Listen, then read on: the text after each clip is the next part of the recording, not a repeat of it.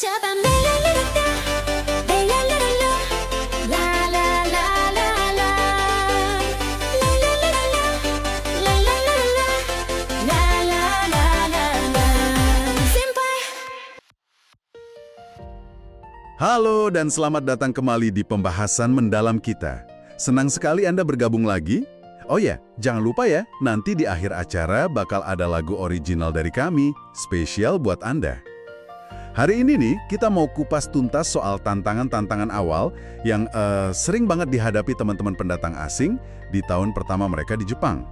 Khususnya buat Anda yang datang ke sini dengan semangat kerja keras, pengen bangun masa depan, tapi mungkin ya masih ngerasa banyak banget yang perlu dipelajari.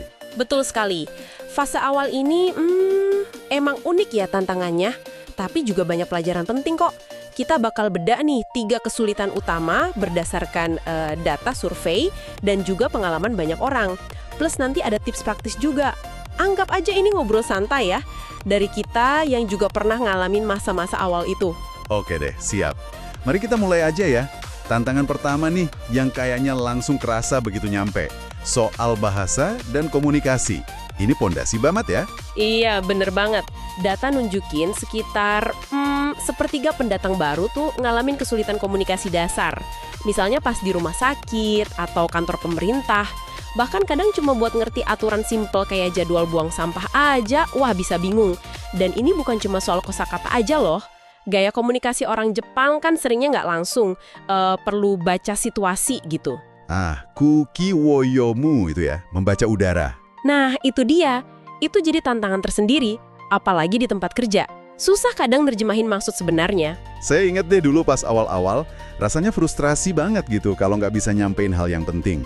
Nah, soal kukiwoyomu tadi, itu gimana sih dampaknya di lingkungan kerja atau pas bergaul gitu? Ya, itu dia. Di kantor misalnya, ada budaya horenso kan? Oh iya, hokoku renraku sodan, lapor, kontak, konsultasi. Betul. Itu bisa kerasa kaku banget ya awalnya.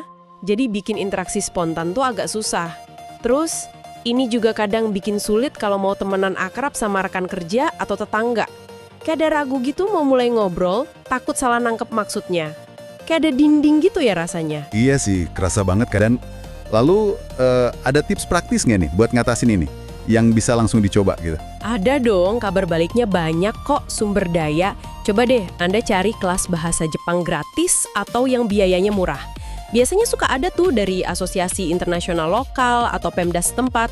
Manfaatin juga info multibahasa atau dalam Yasashi Nihongo. Itu bahasa Jepang muda yang emang dirancang biar lebih gampang dipahami. Kuncinya sih kita mesti proaktif nyari info dukungan ini. Soalnya survei nunjukin banyak yang nggak sadar loh kalau bantuan kayak gitu tuh ada. Jadi langkah pertama yaitu cari tahu fasilitas apa aja yang ada di daerah Anda. Jangan malu bertanya. Oke, dicatat. Proaktif nyari info itu penting ya. Nah, kita geser nih dari komunikasi. Tantangan gede berikutnya yang sering jadi sumber stres di awal, dan ini angkanya lumayan tinggi, sekitar 60% katanya menurut survei, ini soal nyari tempat tinggal sama ngurusin administrasi. Wah, ini juga ya. Benar, ini masalah klasik banget. Sering kan diminta penjamin orang Jepang, atau pilihan apartemen yang mau nerima orang asing tuh terbatas. Belum lagi biaya awal yang gede. Ada shikiking, itu uang jaminan, sama reikin, uang terima kasih buat pemilik rumah. Itu lumayan banget loh. Iya, biaya awal tuh bisa bikin kaget ya. Nah, selain rumah, urusan administrasi lain juga bisa bikin, pusing 7 keliling. Contohnya ngurusin kontrak HP. Itu bisa kayak labirin. Mesti punya KTP kependudukan dulu, Juminyo, terus buka rekening bank, abis itu baru bisa daftar yang pasca bayar. Panjang prosesnya. Prosedur yang berlapis-lapis gitu emang bisa bikin kewalahan sih ya. Apalagi katanya ada survei yang nyebutin bikin kartu kredit itu salah satu yang paling susah. Belum lagi ngurusin asuransi, pensiun, sampai daftar inkan. Itu loh stempel pribadi buat urusan formal. Rasanya kok banyak banget ya perintilannya? Emang kerasa banyak banget di awal. Tapi tenang aja, solusinya juga makin banyak kok sekarang. Udah mulai ada tuh apartemen tanpa penjamin, terus ada share house juga yang biasanya lebih fleksibel. Atau cari agen properti yang punya staf berbahasa asing. Buat administrasi, jangan ragu deh manfaatin loket konsultasi gratis. Biasanya ada di balai kota atau asosiasi internasional. Di Tokyo malah ada pusat bantuan satu atap kayak Fresh gitu. Nah, kalau Anda kerja, coba tanya juga ke perusahaan. Kadang mereka punya tim khusus atau setidaknya bisa ngarahin lah. Oh gitu ya. Jadi tipsnya jangan sungkan nanya dan cari jalur bantuan resmi ya. Betul banget. Manfaatkan semua yang ada. Oke, bantuan resmi itu penting dicatat.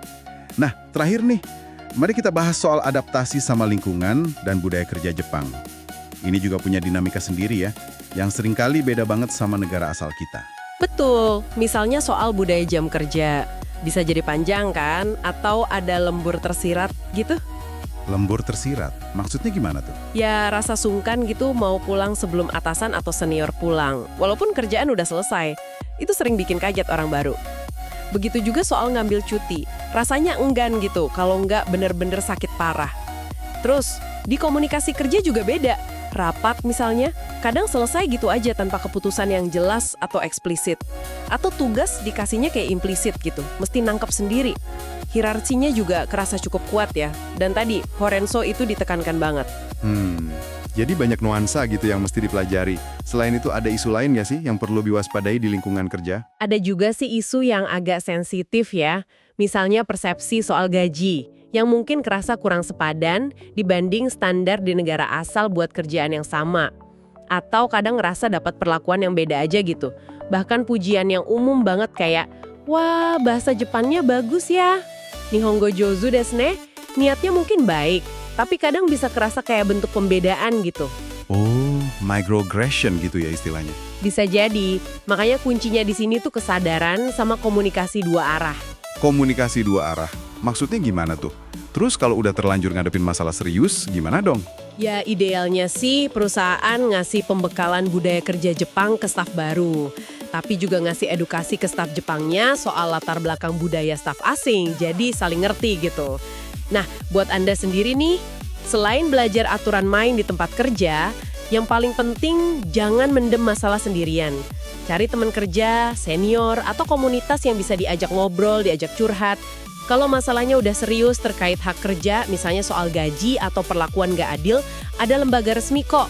Kayak Biro Tenaga Kerja Rodokyoku atau Serikat Pekerja Rodokumiai. Bisa dihubungi tuh. Penting juga buat ingat, budaya kerja Jepang sendiri tuh sebenarnya lagi pelan-pelan berubah juga kok.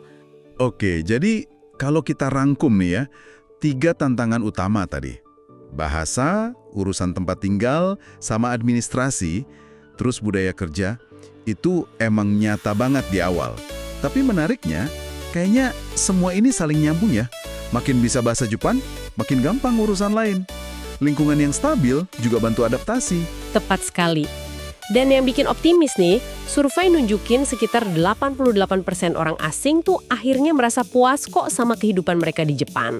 Setelah ngelewatin fase awal yang berat ini ya, ini bukti kalau Anda nggak sendirian ngadepin kesulitan ini dan sangat mungkin buat berhasil melewatinya. Kuncinya yaitu tadi, jangan hadapi masalah sendirian. Cari informasi, manfaatin dukungan yang ada. Dari Pemenda, asosiasi, kantor, sekolah, komunitas, apa aja deh.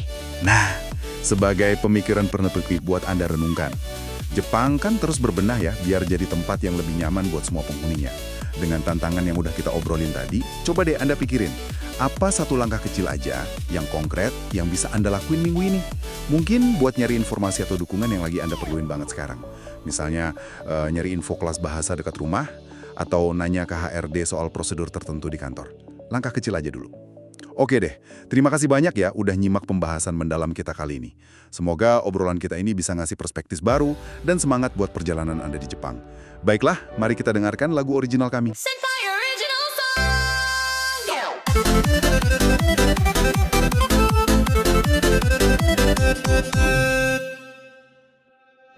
Aku datang ke Jepang membawa mimpi. Kota pertama bahasa asing. Mengucap Ohayo masih malu, tapi aku semangat demi hari esok.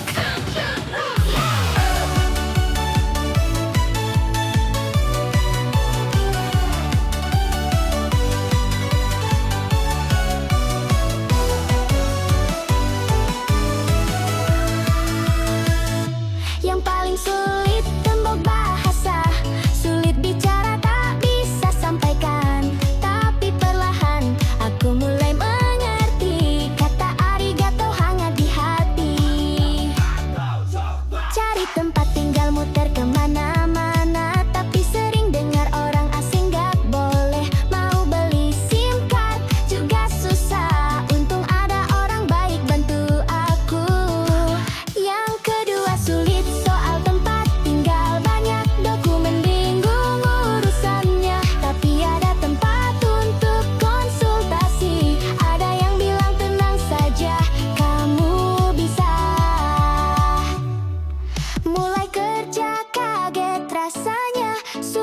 menyampaikan perasaan sendiri.